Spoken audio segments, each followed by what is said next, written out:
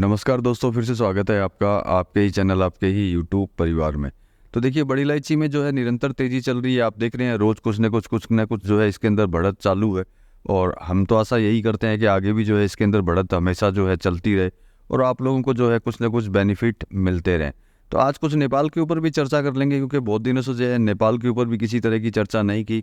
और साथ में ग्वालियर के कुछ महानुभावों के ऊपर भी चर्चा करेंगे, जो इन भावों को देखते हुए भी उनको ऐसा लगता है कि बड़ी इलायची को वो सब्जी मंडी के अंदर बेचेंगे। मतलब कि ये सोच सकते हैं कि वो कैसे महानुभाव होंगे जो बड़ी इलायची की कंपेयर जो है सब्जियों से कर रहे हैं और वहाँ ले जा कर के वो इसको बेचेंगे। और भी बहुत कुछ है चीज़ें जो इस मंडी के लिए जो है बीच बीच में मैं आता हूँ, क्योंकि इस तरह की जितनी भी खबरें होती हैं वो सिर्फ एक ही जगह से उठती है, जिसका नाम है ग्वालियर। इसके अलावा कभी भी इस तरह की जो गलत खबर जो है कहीं से भी नहीं निकलती है, पर्टिकुलर एक जगह से ही हमेशा निकलती है। क्योंकि मुझे ऐसा लगता है कि वहाँ के लोग जो हैं समझदार बहुत ज़्यादा होते हैं। जैसे कि इसमें ऐसे भी समझदार हैं जो ये बात बोलते हैं कि भैया पहाड़ों पे तो बाढ़ ही नहीं आती है। तो भैया ऐसे समझदार लोगों को सत सत नमन है, उनको प्रणाम है उनको, क्योंकि वो बहुत ज़्यादा महान आत्माएं होंगे जो हमेशा इस तरह की बातें करते रहते हैं। तो चलिए इसके ऊपर चर्चा करेंगे दोस्तों। लेकिन चैनल पर नए हैं तो वीडियो को लाइक और चैनल को सब्सक्राइब जरूर कर लीजिएगा। लगता हो वीडियो शेयर के लायक है तो शेयर करना बिल्कुल भी मत भूलिएगा। तो देखिए, जो मैंने आपको बोला सब्जी मंडी में जो बेचेंगे, उन लोगों की अगर हिस्ट्री पता करते हैं तो वो लोग जब ज़बरदस्त इतनी मंदी चाहते हैं वो, जिसके ऊपर आप विचार भी नहीं कर सकते। वो तो आज भी ये चाहते हैं कि भैया 1000 रुपये बड़ी इलायची हो जाए। तो सोचिए कि उनका उनका दिमाग कैसा होगा कि एक तरफ जो है किसान जो है मतलब ज़िंदगी और मौत के साथ में जूझ रहा है, और एक तरफ वो मंडी वाले जो हैं ये बोलते हैं कि भैया इलायची जो है हम सब्जी मंडी में बेचेंगे, 1000 रुपये से भी नीचे ले आएंगे। तो उनका कैसा दिमाग होगा, क्योंकि वो यूँ मान लीजिए कि कोई बिजनेसमैन तो कभी हो नहीं सकता, कोई व्यापारी तो वो हो नहीं सकता, पक्का कन्फर्म सट्टेबाजी वो होंगे जो इस तरह की बातें करते हैं।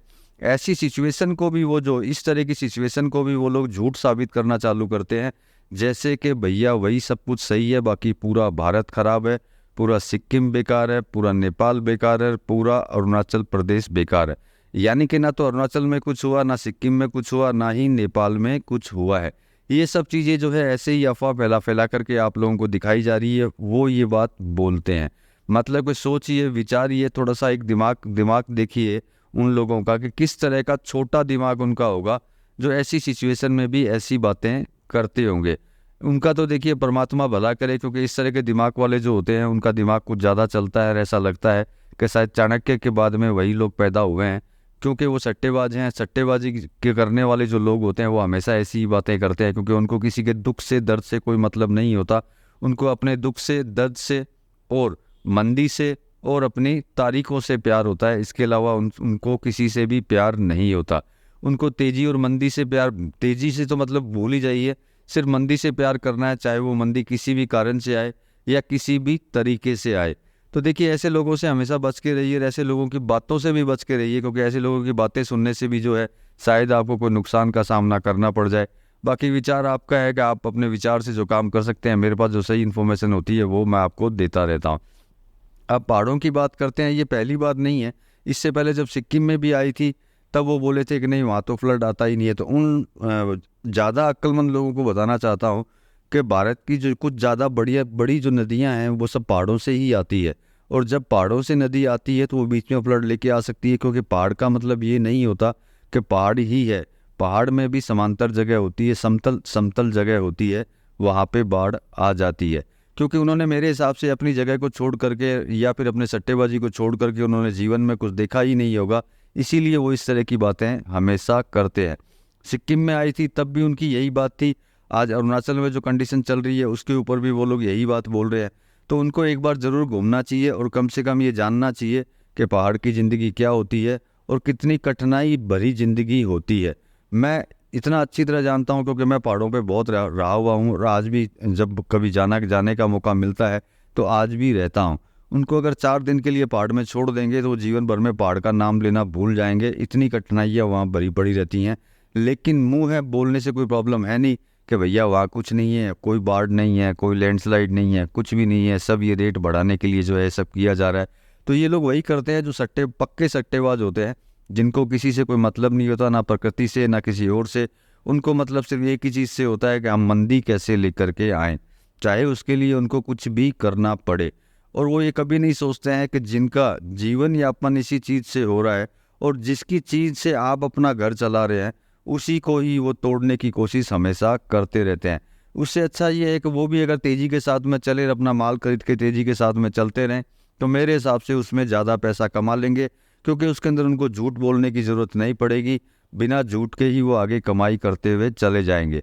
लेकिन कुछ चीज़ें होती हैं जिसके अंदर आदमी की फितरत बदलती नहीं है। अगर वो झूठ बोलना चालू करे तो वो झूठ ही बोलता है और उसको झूठ ही पसंद आता है। दूसरों की जो बातें हैं उसको कभी पसंद नहीं आती, क्योंकि मैंने बोला ना, वो ज्ञानी ज़्यादा होते हैं, ज़बरदस्त ज्ञानी। मतलब कि उनसे ज़्यादा ज्ञान जो है भारतवर्ष में नहीं, ब्रह्मांड में किसी के पास नहीं होता। इसीलिए वो हमेशा इस तरह की बातें करते रहते हैं। तो देखिए, भावों के ऊपर चर्चा करते हैं और नेपाल के ऊपर चर्चा करते हैं। तो नेपाल में देखिए किसी तरह का कोई भाव और माल नहीं है। मतलब के बीच के अंदर ऐसा था कि भाव था तो कुछ माल मिल जाता था, लेकिन प्रेजेंट टाइम में ना तो वो भाव देंगे और ना ही आपको माल देंगे। मतलब कि अगर देखते हैं तो माल वहाँ ज़रूर है, लेकिन वो देना बिल्कुल भी नहीं चाहते। क्योंकि देखिए सिचुएशन उनकी है, वो जितना समझ पाएंगे उतना आप और मैं नहीं समझ पाएंगे। वो इसीलिए देना नहीं चाहते क्योंकि उनको पता है कि आगे का भविष्य इसका कैसा है, और वो तेज़ी का जो फ़ायदा है वो रेगुलर लेना चाहते हैं और ज़्यादा से ज़्यादा लेना चाहते हैं। रही किसानों की बात, तो किसान बिल्कुल भी माल नहीं देगा, क्योंकि उसको सिचुएशन पता है अगर अभी उसने माल दे दिया तो आने वाले समय में वो अपना घर, अपना परिवार कैसे चलाएगा। क्योंकि प्रेजेंट टाइम की सिचुएशन उनकी बहुत ही ज़्यादा, मतलब बदतर बोल सकते हैं, ख़राब बोल सकते हैं वो है, इसलिए वो माल नहीं देगा। जहाँ पे भी उसने स्टोर करके रखा होगा वो हमेशा स्टोर करके रखेगा, सही समय के ऊपर ही वो माल निकालेगा। वैसे अगर नॉर्मली भाव की बात करते हैं तो 93-94 हज़ार वापस आ चुका है, जो बीच में आपने देखा था 88,000 के करीब बोलने लगे थे। लेकिन 88,000 में भी ऐसा नहीं था कि माल आपको मिलेगा।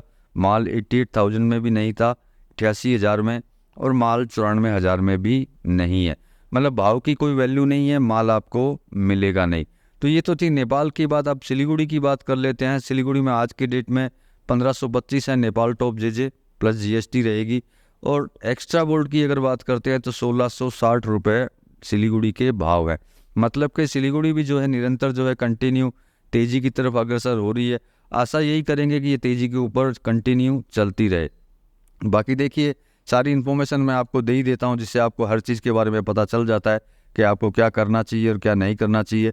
उसके बाद में भी अगर आपको लगता है कि आपको नहीं समझ में आता कि प्रेजेंट टाइम में माल खरीदना चाहिए या फिर हमको बेच देना चाहिए या फिर होल्ड करना चाहिए, अगर समझ में आता है तो कोई दिक्कत नहीं है। नहीं समझ में आता है तो आप मेरे से जुड़ सकते हैं, मैं आपको राय ज़रूर दूंगा कि किस तरीके से आपको आगे बढ़ना चाहिए। तो चलिए दोस्तों, मिलेंगे अगले वीडियो में अगली जानकारी के साथ में। तब तक के लिए धन्यवाद।